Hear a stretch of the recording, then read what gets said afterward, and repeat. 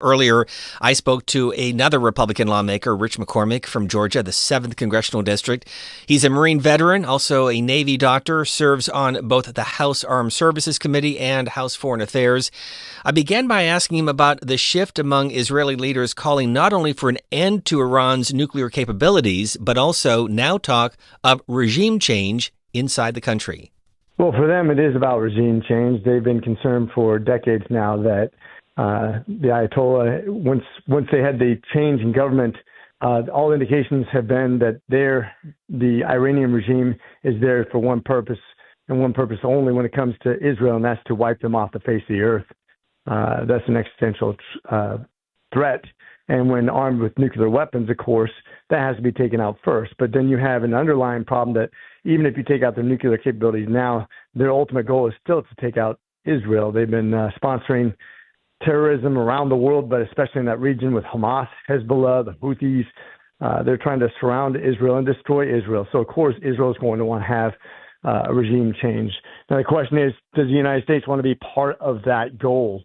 That's going to be something that President Trump's going to have to decide, and ultimately the power of the people, because we've seen over the time of decades past where the president's able to declare war through the War Powers Act, and what we've granted the president since World War II, when we have not voted on a war since. We've been involved in Korea, Vietnam, Iraq, Afghanistan, and multiple other conflicts around the world as the president would seem fit. But of course, the American people, when they don't want to be involved with that war, the war ends abruptly, and it could have very catastrophic results. And yet, as somebody who has served in the Marines, also as a Navy physician, thank you for that. How do you ensure that we don't have what many people refer to as mission creep?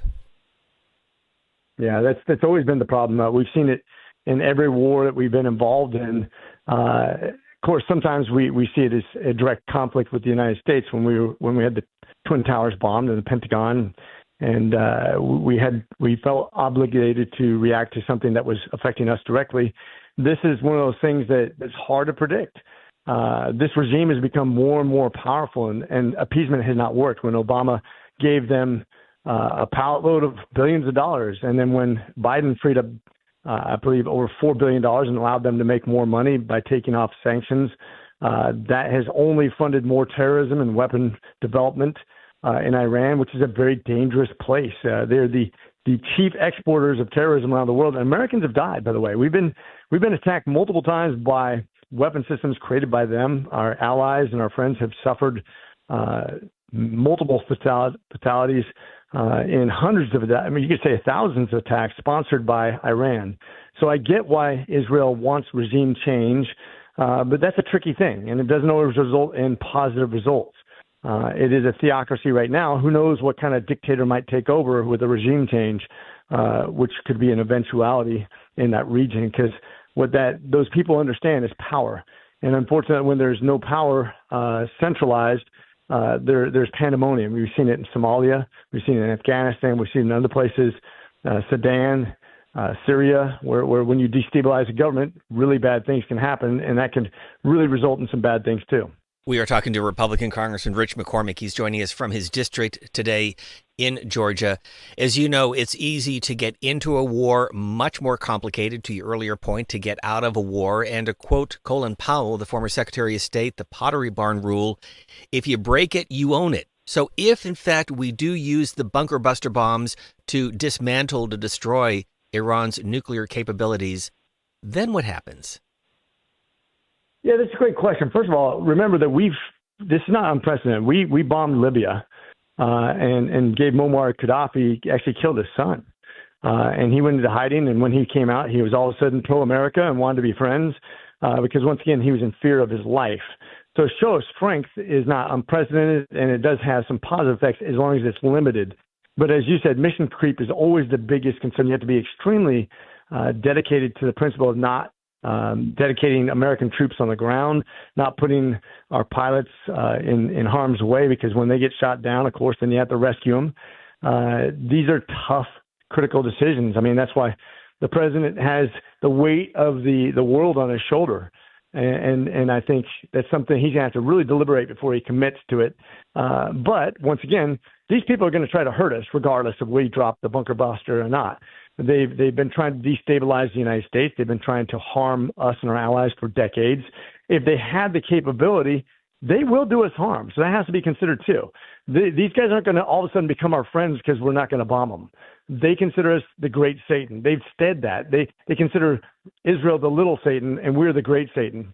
Don't think that they're going to all of a sudden decide they're going to embrace us as friends just because we don't bomb them. We have been at war with them for a very long time, actually. So, Congressman, as you know, a number of your colleagues, including Republican Tom Massey of Kentucky, wants to invoke the War Powers Act so Congress will have a say in this. What's your view? You know, I've always said that Congress has been emasculated over the years. We've ceded more and more authority to the president because it's the easiest way to get things done. As a matter of fact, the most efficient forms of government are a dictatorship or a monarchy or a theocracy where one person gets to call the shots. That's not what we designed our Constitution around. Ultimately, I'd love to see us vote on any declaration of war, but we also want to not limit the president to do what he has to do by emergency powers to execute in our best interest what's good for the nation. Now, that's a precarious thing to say, right? What actually is war? Did we go to war with Libya by bombing them and taking out Muammar Gaddafi and trying to go after different people that we've actually executed strategic or tactical strikes with a specific goal without actually wanting to go to war? Now, the question is, once you bomb somebody, are you at war? That's a great question of definition. I'm sure that could be debated. But when you talk about limited tactical strikes to take out weaponry that's going to be otherwise used based on our intelligence against us or our direct allies, that's a tougher question. So are we going to vote on every one of those things? I don't think so. But when you're actually declaring war, what does that entail? Does that mean full-scale Clausewitzian warfare where you take the gloves off and anything goes? Or are we discussing something that's more of a strategic or tactical strike? So bottom line, if you were advising the president based on everything you know right now, what would you tell him? Well, first of all, I'd ask the president, what does he know? Mm-hmm. It's very hard for me to give the president advice because he knows a heck of a lot more than I do. He's been briefed at the top level. He has top secret clearance that I don't have. He has compartmentalized information I don't have. I don't know what the threats are. I was just asked me earlier today, and I kind of hummed and hawed over it because it's hard for me to give somebody advice when they have more information than I do. I would first ask, let's inform Congress. Let's get behind closed doors. Of course, we know how porous that information keeps because we can't keep a live meeting in a secret room without it being live tweeted by certain people. So it's hard. It's hard for Congress to make the right decisions without exposing the intelligence in this day and age that the decisions are made on. But maybe the American people need to be aware of what's actually happening behind closed doors so we can all kind of have a way in. And we are going to disagree. There's going to be, and by the way, that's healthy. I'm glad there are people out there who don't want to devote any war efforts towards anybody. I understand that. And I understand people who are avowed isolationists and think America first, America only. But unfortunately, that's not the world we live in by my estimates. And I think we have to weigh each one of these decisions very carefully based on full information, not partial information, not on rhetoric, not on idealism, but on a well thought out, well discussed between multiple people with multiple approaches, and then come to the best decision possible, which, by the way, won't satisfy everybody. There's never a decision like that. I was told when we first got to Congress, welcome to Congress, where all decisions suck. It's always a tough decision when it's an important one. I'm going to keep that thought in my mind where all decisions suck.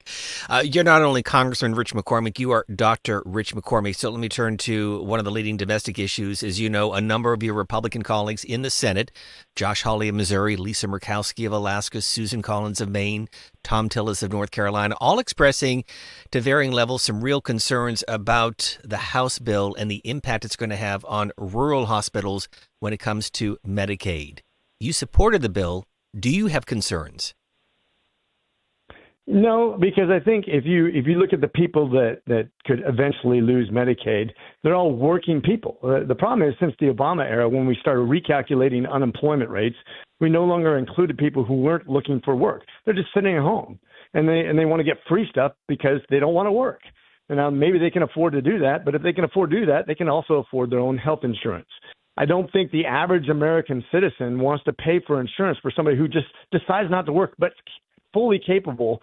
And I'm not talking about people who are in hardship. That's what welfare is for. That's what Medicaid is for. I'm talking about people who are able-bodied young men. And I think there's around 16 million people out there that could absolutely go to work, absolutely get insurance, but choose not to. And I don't think the average American citizen who's out there working their butts off, maybe 2 jobs, just so they can make it by, really appreciates that. Matter of fact, a lot of them are on Medicaid because jobs, they don't qualify to be able to pay for their own insurance as it is. But they don't want to see somebody sitting at home collecting while they're paying taxes for that person.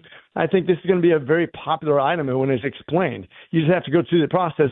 Just like when I'm a physician, I'm treating you, you come to the ER and you want antibiotics for your earache, and I have to discuss why it's not necessary and why it actually could be harmful, but it takes me time. Rather than just writing the script and making you happy, I have to actually educate you. And that's why a lot of times we make the wrong decisions, because we're more worried about getting elected the easy way rather than actually convincing people and moving them through leadership to the right conclusions.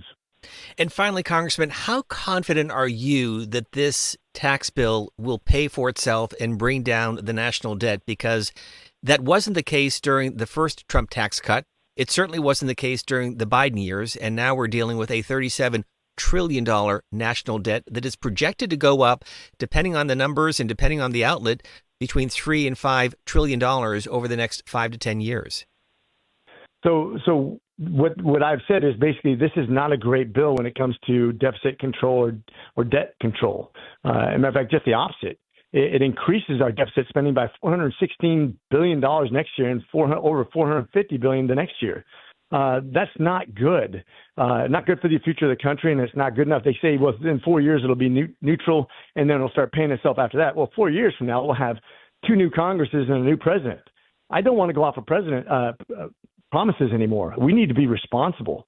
We need to make some hard decisions. And by the way, that means that we're going to have to tighten our belt a little bit, and people never want to hear that. The problem is once you give something, it's very hard to take it away. That's been the history of government, and we need to get better. We need to be better at talking about the long-term prospects of what debt means to our nation, our currency, and our place in history. And that's a tough conversation that a lot of people don't want to have. Congressman Rich McCormick, Republican from Georgia. Congressman, thank you very much for being with us on this Thursday. Safe travels this weekend. We'll see you back in Washington. Look forward to it. Thanks. Semper Fi.